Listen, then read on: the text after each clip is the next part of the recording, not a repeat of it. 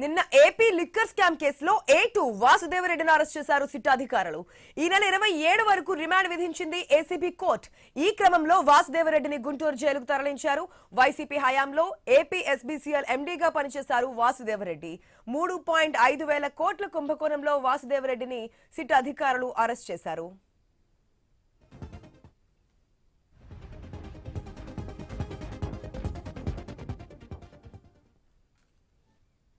నిన్న AP liquor scam కేసులో A2 వాసుదేవరెడ్డిని arrest చేశారు సిట్ అధికారులు. ఈ నెల 27 వరకు రిమాండ్ విధించింది ఏసీబీ కోర్టు. ఈ క్రమంలో వాసుదేవరెడ్డిని గుంటూరు జైలుకు తరలించారు.